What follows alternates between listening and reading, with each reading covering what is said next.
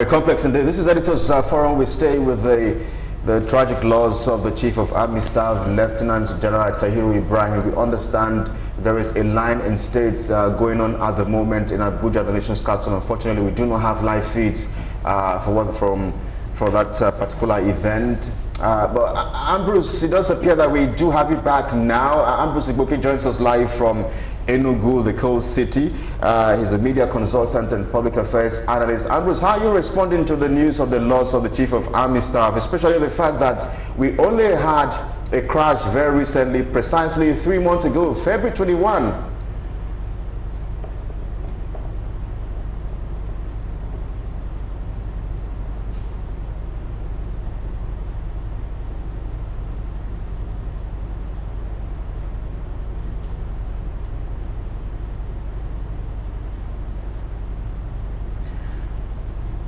Well, Ambrose, I'm not sure we have your audio signals just yet, and we'll see how we can sort that out very quickly as we stay on this very tragic loss to the Nigerian Army, as well as even the nation as a whole, the death of the Chief of Army Staff. We understand there are a lot of tributes already pouring in for the Chief of Army Staff beginning from yesterday when that news was confirmed. The presidency sent a statement in that regard. Of course, we also have the National Assembly leadership. Femi also tweeted on all of that. So let's take a breather now. We're back in just a moment. Stay with us.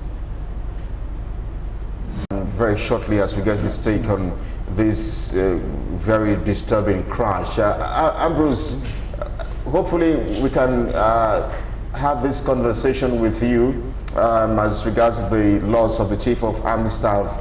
I'm not sure what exactly is playing out, but if you're there and you can hear us, share with us your thoughts exactly about this very tragic loss. It's one too many, and you know we only had a crash very recently, February 21st, only 3 months ago, and here we are this time around, another crash.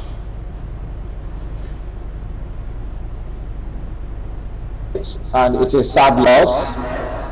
Knowing that he just was newly appointed as the Chief of Army Staff, and in the few months in which he has been the head of the saddle, he has really tried. There have been a new verve, a new pump of action on the war against terrorism. So he has been, talking talk and has been walking his talk so far.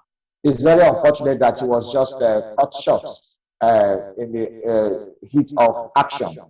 Talking about aviation results in Nigeria and the aviation scenario, it has become, it seems we are going back to the years of 2006, where between 2006 to 2007, 8, the early millennia, where we had a lot of plane crashes from Sosoliso to ABC to Ghana to all kinds of air crashes happening in Nigeria. And I remember during the time of Chief Femi Fani-Kayode as aviation minister, we set up the accident bureau investigation in our air travels. And since that time, a lot of investigations have been done, but it stemmed down a little. But it seems we are going back. Aviation experts and those who have been traveling have also complained about the state of many of the aircraft we fly in our routes in Nigeria.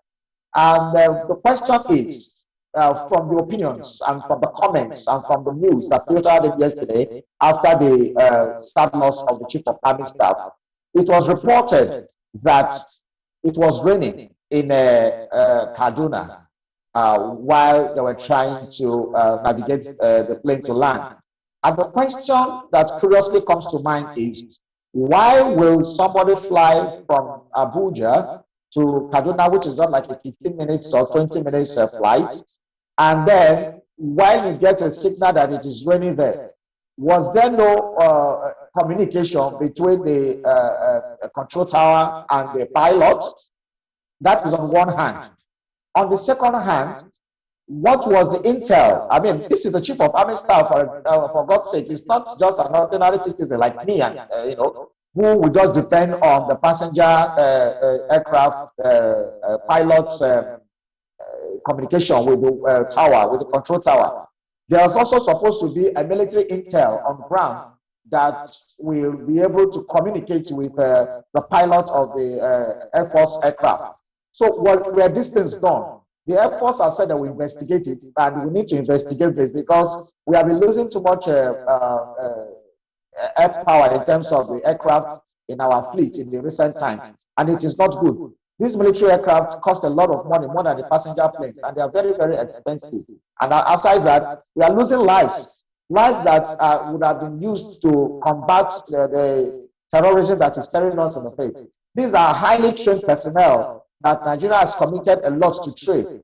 They have families. Imagine the young man that just got married 2 months ago, that is among the dead. So this is very painful, and some of these things are acts of carelessness. Most of just like what happens on our roads in Nigeria, where a lot of avoidable deaths, would have happened, would not have occurred. And this is also what we are seeing again. So before it becomes a norm in the aviation sector, there should be intervention and there should be preventive measures to ensure that these accidents don't occur again. So that when accidents occur in the aviation sector, it will be seen that not the act of man or act of failure of maintenance or whatever that will cause it. This is very, very sad indeed, and we are not a country that will be, chief of army staff. Imagine if somebody in that standing dies in the United States of America because of aircraft failure or accident. It is going to be a very big matter. So for us here in Nigeria, we start to look inwards and see, really, really investigate what has happened.